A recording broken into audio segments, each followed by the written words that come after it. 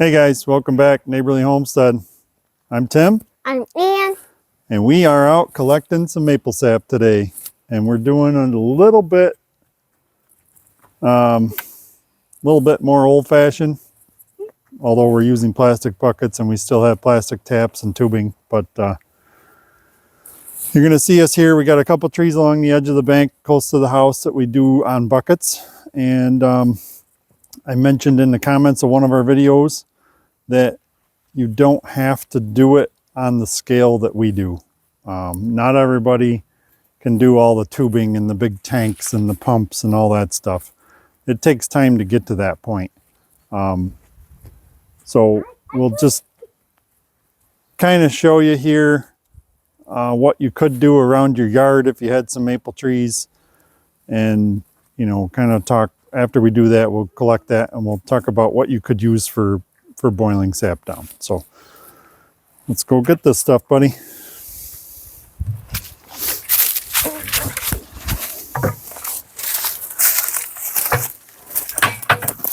This pail's running over.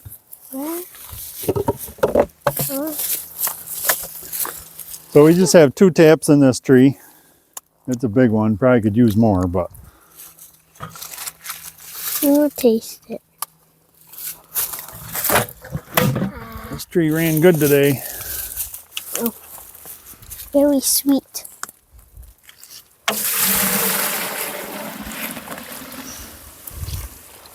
Not letting any sap come out of here.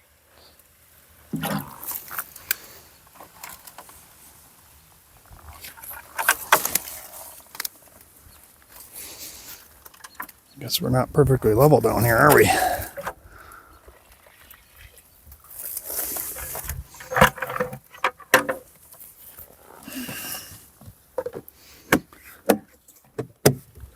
So our pails, we just have holes in the side of the bucket. We stick the lines through. We like the side versus the lid because if you got a hole, you have a hole in the lid when it rains, you're going to have water accumulate on the top of the lid and running in the bucket, and you don't want that. And you definitely don't want critters getting on top of your bucket and leaving any traces of themselves that would go down into the sap that you're trying to collect. So there's one. We're going to go get a couple more. This one here is another full bucket. This one isn't quite running over, but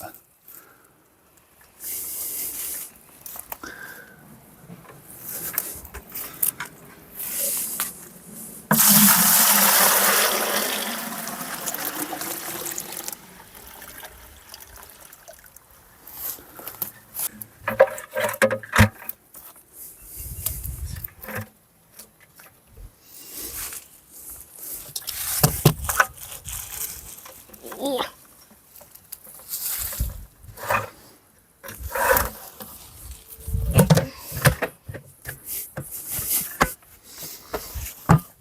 so one of the things, we do it this way with the taps and the tubing. There are a lot of other ways out there that you can do this. There's companies that make a different style tap that you can put in the tree, and they make a holder with a bag.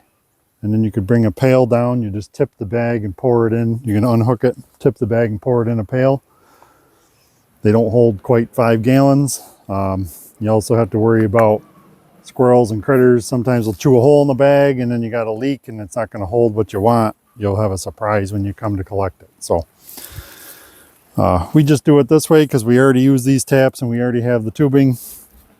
But you can buy kits online or find a local maple syrup dealer that carries the supplies. You can buy small amounts of tubing, almost like little home tapping kits. But like I said, just because we're doing it this way doesn't mean that's the way it has to be done, and it doesn't necessarily mean that it is the correct way to do it, but it is how we do it and it works for us.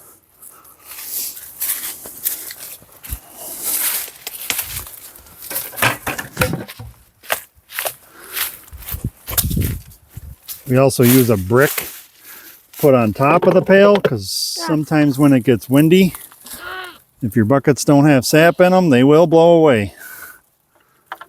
You're leveling it out, but you're pouring it out the side holes.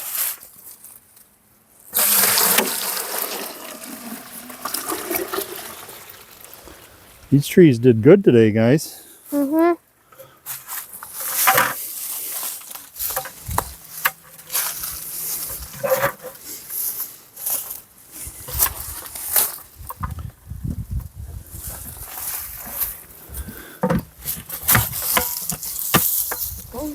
Some nice clear sap. Should make some good syrup. 2 more.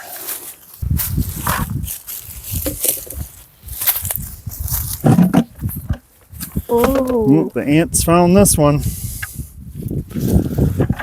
Alright.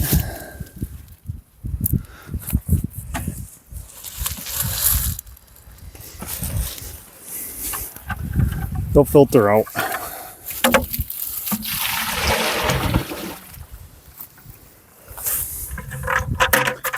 So we run everything through an RO. The RO has a pre-filter on it. Any dirt, sediment, stuff like that, it will get filtered out before it goes into the barrel for the evaporator.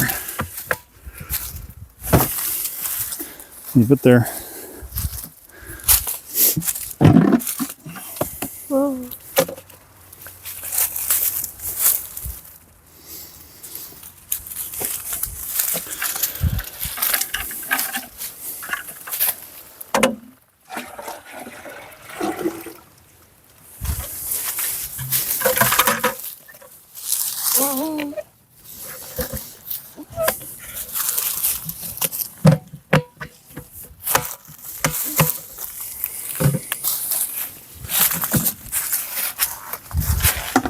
All right, can you carry that one? Mm-hmm. I got 2 full ones to carry.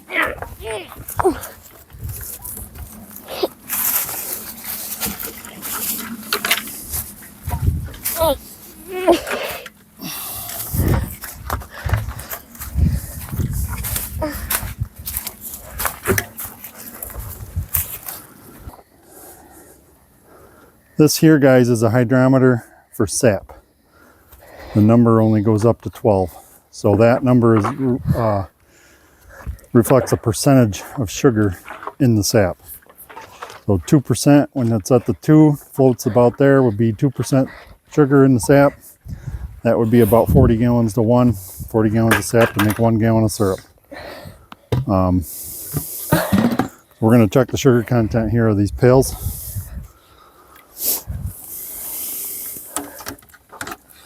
Where are we floating here?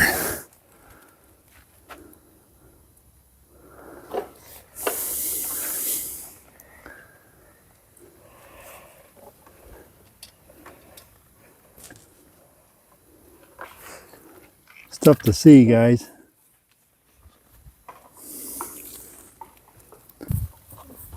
But that's only floating just above 1%.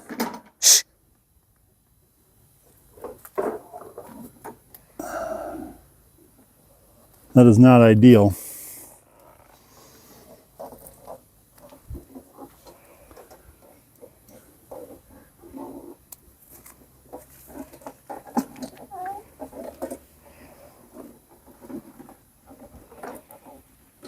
Now it's floating about 1.5. Anyways, at 1%,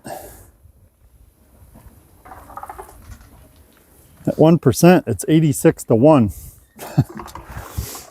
Good thing we got an RO.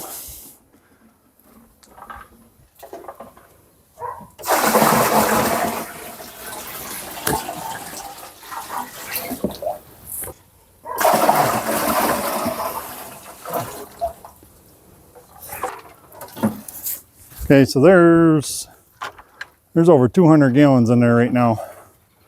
We collected about 185 last night from our tanks out back, and I don't know where Ian went.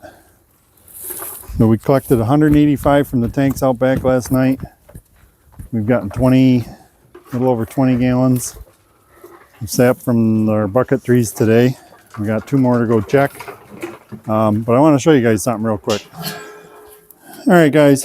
So what you see there, let me get these blocks of wood out of the way. So what you see right there is a turkey fryer. Okay. A lot of people have these. And the other thing you would need is a pot. So that one there is a big one. That's a brew pot. It's got a valve on it and everything. That's a 30 quart.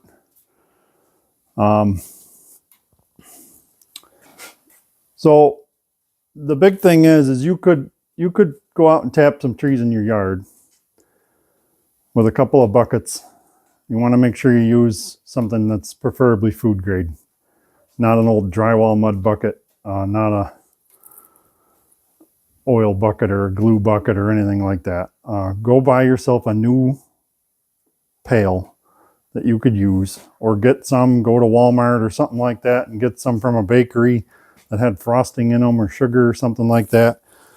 You could collect some sap from trees in your yard, maple trees in your yard, and you just need something to boil it down on. Preferably, you're not going to want to do it in your house. You could put a lot of steam into your house. You could start peeling the wallpaper off. Drywall could get extra wet or damp. So something you definitely would want to do outside. And like I showed you there, the pot with the turkey fryer. Got a bunch of syrup here on the bench we bottled up last night. Getting distracted. Anyways, you get a pot like that, you could boil sap down to make syrup at a small scale. Some people attempt to use a barbecue grill. They usually don't put out enough BTUs to really get a rolling boil. If you use a big pot like this one, you wouldn't want to fill it because it's going to take forever to get it hot. So the best thing you could do is fill it a couple inches deep, get it hot and boiling, and then have your pail and just trickle it in every once in a while. That would work really well. The other thing is, you don't need fancy equipment like the filter press in the background here. They're expensive, okay? One of the best ways for filtering, especially if it's for your own consumption, is to put it in a jar or in a container, put it in the fridge for a couple weeks, let it settle out. Then you can pour the clear syrup right off the top. That works pretty good. They also make what's called an Orlon filter for maple syrup. It's kind of like a wool fabric almost. It's a woven filter. They work. They're a pain in the butt, but they work. To get crystal clear syrup, you need to filter it or let it settle. Some people don't care, the sediment and stuff. For selling it, we have to get that out of there. But I just wanted to show you guys that you could do things on a smaller scale. So I'm going to flip the camera around here and show you some of the syrup that we bottled last night. Actually ran through the filter press. It's beautiful stuff.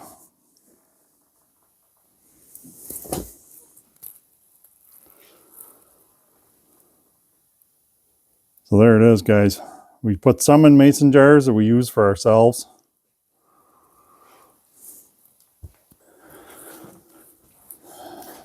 And the rest we put in plastic jugs. If any of you watched Willie's Firewood, we sent him a couple quarts. So like I said, we put the rest in some plastic jugs. Got a gallon back there. These are all half gallons.